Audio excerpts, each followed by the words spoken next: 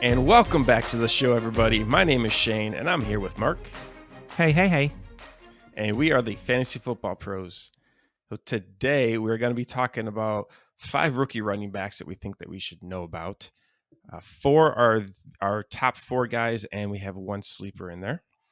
And if you guys do like our episode or any of our content, please subscribe. It helps with our algorithm, so people can receive our advice without telling your league mates where you're getting this information from.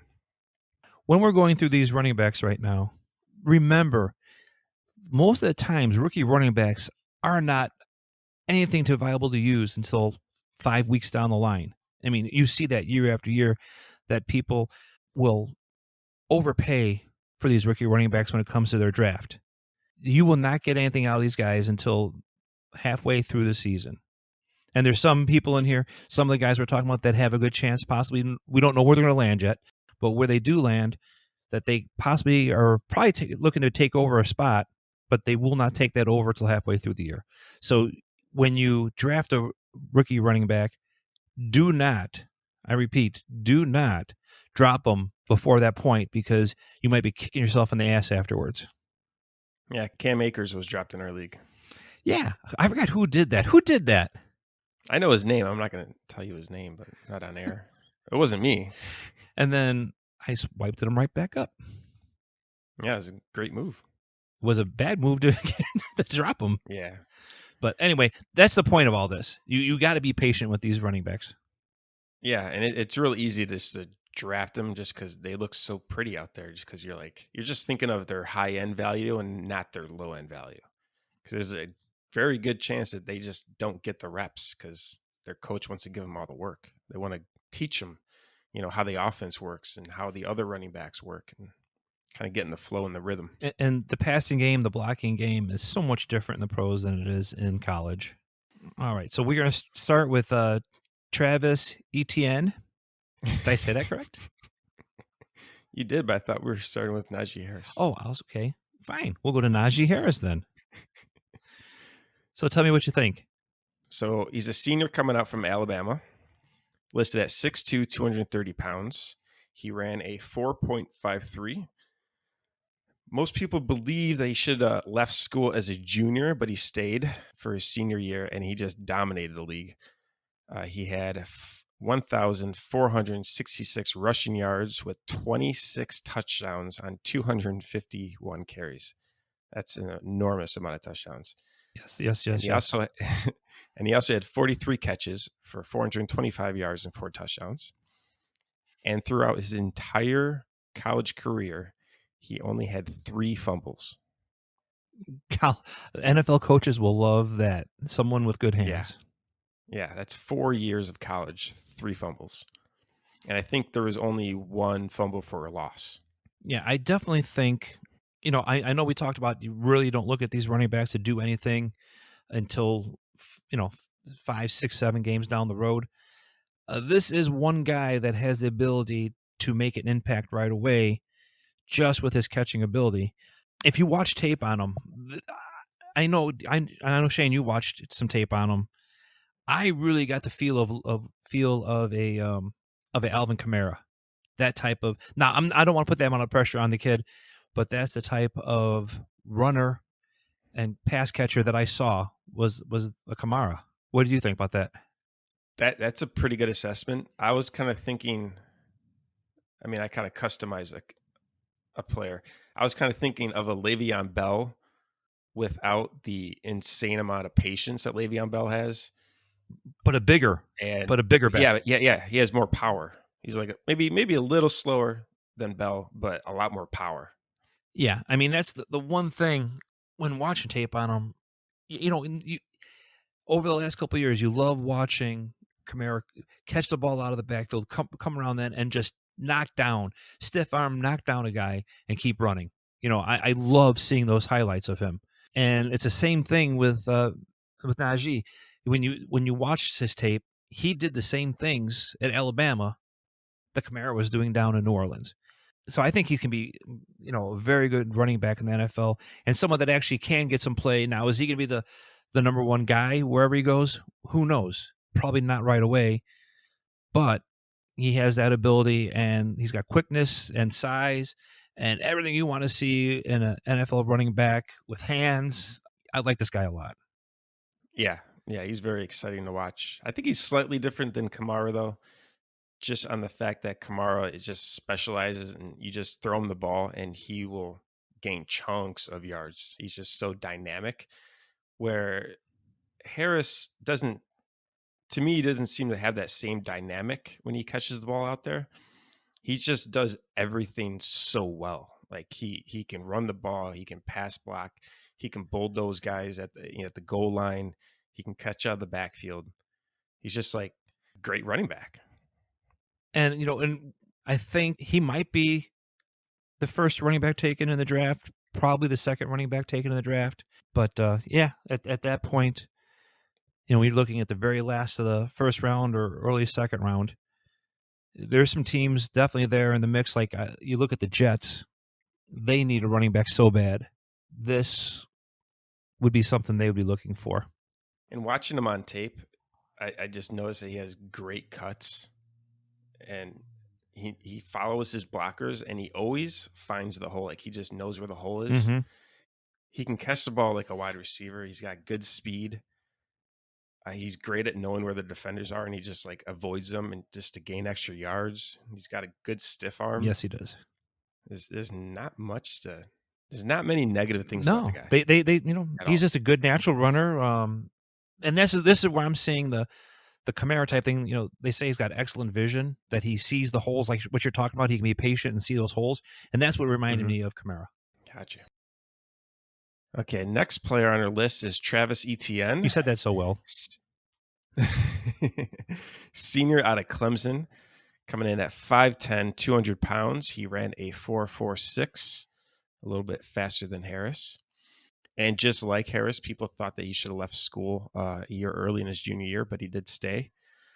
He had amazing numbers in his sophomore and junior year, averaging 200-plus carries and 1,600 rushing yards with at least 19 touchdowns.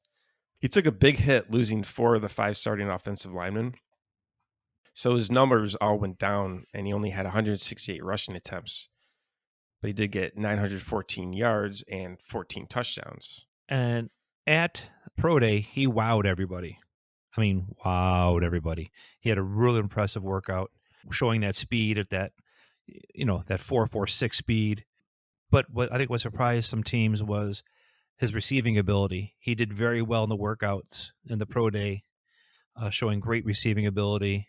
So this is what might get him to be the first back taken, and the first back taken the only back taken in the first round. That showing of the improved strength, I guess he's been working on his strength. So we'll see. This could be the number one running back picked in the draft. Yeah, he is by far the best wide receiver. I'm sorry, he's the best receiving running back in the class. The one thing that he did improve on his senior year is his receiving numbers, and they actually increased every year in college. And that's when he ended with 48 catches for 588 yards and an extra 2 touchdowns in there. Well, the only thing that I can say as a negative to him is that his hands. He does sometimes fumble, which could get him in the doghouse very quickly in the NFL. Ooh, that's not good. Yeah. I mean, that's the only thing. So working on his strength, will that help with being stronger? Sure. You can hold on the ball when you're stronger. But he definitely he can be a 3-down back in the NFL. Mm-hmm. To me, he reminds me of Alvin Kamara. Just because he's very fast. His catching skills look extremely natural, and he's a huge threat if he bounces to the outside. He can take it to the house like in any given play. Yes, I agree with you with all what you just said, except that running through defenders in the college is not the same as running through defenders in the NFL. And if we want to compare the two backs we just talked about, Harris is a much stronger back and really wants to hurt someone when he comes to the point of attack. Where if someone's coming to tackle him, he's going to hurt him first. And I don't think that Etienne has that. I think he's going to have more trouble, running through defenders in the NFL.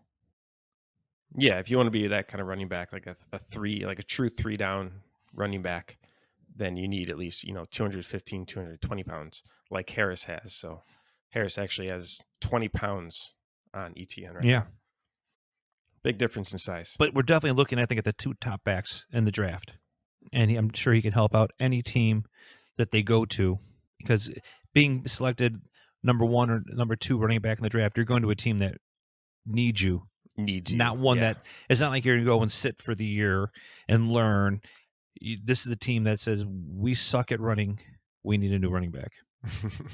Yeah. And that is definitely something that we'll know more about after the draft, so we'll know where they go and really be able to evaluate how useful they're going to be right away. He was really fun to watch on tape. Oh yeah, I just like explosive players. Like, he was more exciting to watch than Harris. But if I'm building a franchise right now, I'll be picking Harris just because he can do it all. Oh yeah, Etienne is definitely the more explosive runner, without a doubt. Yeah, and more entertaining and receiving ability. I mean, Harris is showed to have good hands, but not as good as a receiving ability as Etienne. So, both of these players really speak well to what is needed in the NFL and what teams are looking for. So, I think they're both going to have some good career, as long as they stay healthy and don't fumble the ball and stay out of the strip clubs and don't get massages. And anyway, the list goes on and on and on. Anywho, sorry. Next on our list, I just took that to a whole dark place, didn't I? I want to talk about my favorite player, which is Javonte Williams. Now, Javonte is a junior coming out of North Carolina. He is 5'10", 220 pounds, just like Harris, and ran a 4.53. He led the nation with 75 missed tackles, which is a 48% missed tackle rate. That means that every other guy that tries to tackle him either completely misses or just gets shoved off to the side. So we're talking Derrick Henry. He reminds me of Derrick Henry. Like, if he puts on a little bit more weight, yeah. I mean, 220 is good size. It is a good size. He just, on tape, he looks like a smaller Derrick Henry. Well, yeah. I mean, he is definitely shorter. He's 5'10" compared to, what's Henry, 6'3"? Yeah, he's a big boy. Or at least 6'2", 6'3", yeah. So when factoring in his 9 broken tackles on 24 catches, Williams' total missed tackle percentage is 46%. Which is 11% points higher than the next running back. Wow. So he's by far, I mean, you would think looking at that number, you'd say elusive, but he's just a power back. He's just a downhill runner? When he gets downhill at full speed, oh man, that first guy takes a hit, the second guy takes a hit, and then the third guy gets like a stiff arm or a spin move, and maybe the fourth guy gets him from behind. So what you're seeing with this guy is possibly, no matter how he's used, is how much play time he gets in his rookie year, he will be a goal line back to begin with, at least, if not more. Oh yeah, I think he'll fight for the starting role on whatever team he goes to be honest. Very nice. So, think of Antonio Gibson, but with more experience at running back. Now, I know I did look at some mock drafts, and some mock drafts have Williams going number 1 as the running backs, or number 2. Yeah, I wouldn't be surprised. To me, he was the most fun to watch. Him just plowing over guys, and he's got speed too, which is very rare to have that power and speed. So he only had 1,140 rushing yards, but he did get 19 touchdowns, and that was only on 157 carries because he's splitting work with Michael Carter. So that's actually extremely impressive to get those kind of numbers while splitting work with another running back who's also going into the draft with him. Yeah, who's also picked in the first 3 rounds somewhere, 3 or 4, round 3 or 4. He's a very good running back. And Williams also had 25 catches for 305 yards and 3 touchdowns. Now, another important stat is that he only fumbled twice in 2019, but he did not fumble at all last year. Yeah, you got me making notes on this guy now. Let's see. My notes are, in our league, Shane will be looking at Javante Williams in the third round. I am definitely looking for him whenever I can get him. See, now, so if anybody in our league is listening to this, you now know how to attack Shane. Piss him off by grabbing this guy earlier than... Oh, that sounds like a Jason move. Yeah. It could be, without a doubt. So on tape, this guy has really good speed, amazing power, as he just, like I said, just bounces off defenders. He kind of looks like a young Marshawn Lynch. Okay. Remember Marshawn Lynch? Like, he used to have that burst and power. He would just nail guys and then just take off, and you're like, whoa, what happened? His catching skills look natural, and he has like a really good nose for the end zone. Well, and I know by watching him, he did run some solid routes out of the backfield.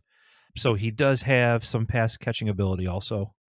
And for such a big guy, he was able to find, open spots in the defense to find the holes. So, yeah, like you said, he broke all those tackles, but he also had some elusiveness where he could see holes happening and hit them. Mm-hmm.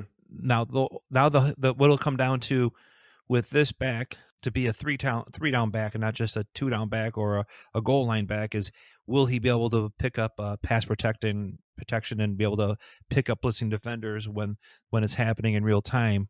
That's what remains to be seen, is how much time he gets on the field. All right, let's say we go over to another guy we like, who some people might not remember because he did not play last year. Kenny Gainwell from Memphis. Kenny is 5'11", 191. He ran a 4.47 40, so he's got some quickness to him. But he did sit out last year. He lost, unfortunately, 4 members of his family to COVID. And so he decided to sit out last year. Did not opt to come back in for this year. He took that time to be prepare for the NFL draft. So he's been working out and working with people to improve him, even though without playing on the field in Memphis, he was still working on his game. What you got to say about him? Just that his frame, because he's 5'11", 191 pounds. He does not have a workhorse build. So just keep that in mind wherever he does go. But he did have 1,459 rushing yards with 13 touchdowns on 231 carries. I mean, obviously, he's not going to be able to keep up that kind of workload, but those are really good numbers as a running back. And he also had 51 catches for 610 yards and 3 touchdowns. Are we talking like an Austin Eckler? Kind of, yeah. He did have 3 fumbles last year. Or I'm sorry, 2019. He didn't play last year. So that is something that he does need to work on. I mean, he is fast. Yeah. Yeah, watching him on tape, he's quick. He finds the holes, and like when he gets the ball, he's just explosive, and has amazing catching skills. You can easily play a wide receiver. That would be interesting if they actually were to put him, drop him outside sometimes. Yeah, kind of like what they planned for Swift this year. Yeah, which will save on his usage as a running back. I think this guy, when watching him, he kind of reminds me of Cam Akers. I could be wrong on that, but I kind of liken him to a Cam Akers. Yeah, like a small version of Cam Akers. Yeah, something like that, or even a Ronald Jones out of down in Tampa, that type of player. Mm-hmm. Hopefully he's durable. Hopefully they put a little weight on him without affecting his quickness. We'll see where he goes and what the needs are. We don't have much to say about him, do we? No, that's about it. That's about it. What do you say about a guy who only played 1 year? Because really, he only played. Yeah. I mean, he was a red shirt. So 2018, he only had 4 rushing attempts. Mm-hmm. 2019, he had the 231 rushing attempts. So he really, this is a 1-year player that's jumping to the NFL. Yeah, I mean, it's going to be a quick learning lesson for him. That's for sure. About the physicality of the game compared to the college. Maybe he's a freak of nature and he can handle the workload and the toughness with just being 190 pounds. I hope so. I wish the kid well. I feel sorry for him for, losing 4 members of family to this freaking thing. Yeah, I totally understand. He's definitely going to be, no matter what, he's going to be good publicity for whatever team picks him up. That's all they're going to be talking about is how this young man lost 4 members of his family to COVID. This is what you're going to hear about him. You're going to hear that he sat out the year. How well? They're really not going to talk about what his ability is. This is what they're going to talk about. Those 2 things. He sat out last year because he lost 4 members to his family to COVID. That's what you're going to hear about, unfortunately. And he's going to have to answer those questions. And it's going to be a rough camp for him because every question is going to be about that for months. Yeah. He's going to have to relive it every freaking day. He's walking out of camp and all the press there yelling questions at him. And he's expected to sit there and answer these questions. And it's going to be the same question every time. And that's a shame. So the last running back we want to talk about, this is, how do we say it? This is way out there in left field or right field or wherever you want to put it. This is way out there, this pick. This is a guy we want to talk about that is not someone you're going to be picking up in the middle of the draft, in the beginning of the draft. This is someone that will be there at the very end of the draft because, how would you put it? He's got issues? he might have character flaws. Maybe? Does the NFL care about character flaws? Not so much, unless it becomes like a big Maybe he can play for Dallas. Well, I like what you said earlier when we were talking about him. Watch, he'll end up over in Las Vegas. He'll end up on the Raiders. Yeah. You have those 3 running backs over there. Then. All right, so talk about this guy. Give their stats, which...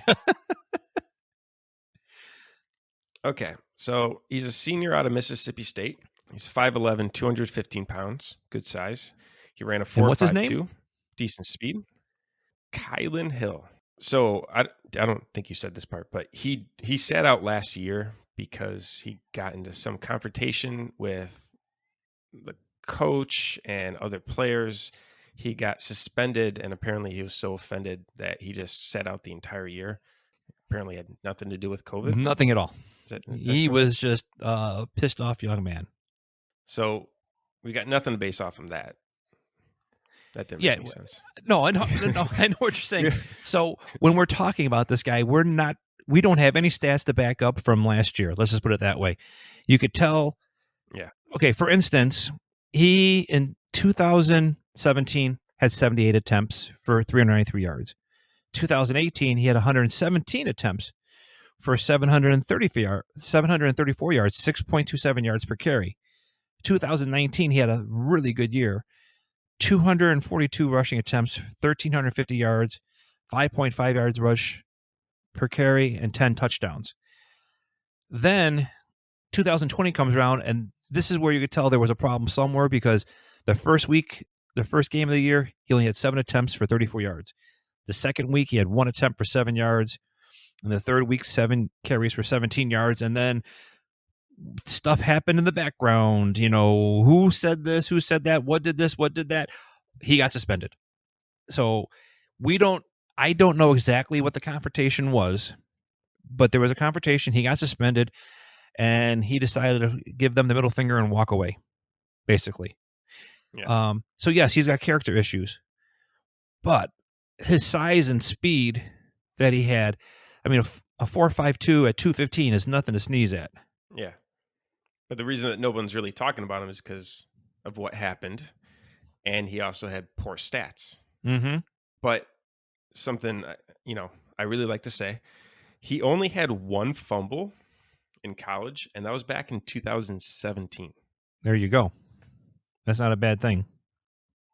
So that includes the year that he sat out. He didn't fumble at all. Well, the year he sat out. Yeah, there you go. The one thing that he did do well last year in those 3 games, especially the first game, what I read in the scouting reports and papers was that He did make some good catches, some really huge catches in the upset game over LSU. When last year Mississippi State upset LSU, he made some good catches, and they said he did really good as a pass blocker.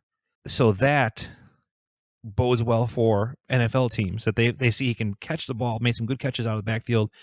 He had really good running stats the year before, and that he did do well as a blocker, that it's not one of these guys you have to teach how to block. He did really well at it against a pro-type offense of LSU, if I'm not mistaken.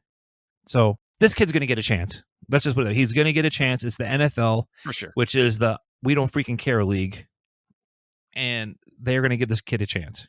Yeah, because he can protect a franchise quarterback. He does everything like well. Mm-hmm. You know, there's nothing that he's really lacking. And he runs with speed. He's got power. He can catch the ball. He has an amazing jumping ability. Like, he's always hurdling over defenders.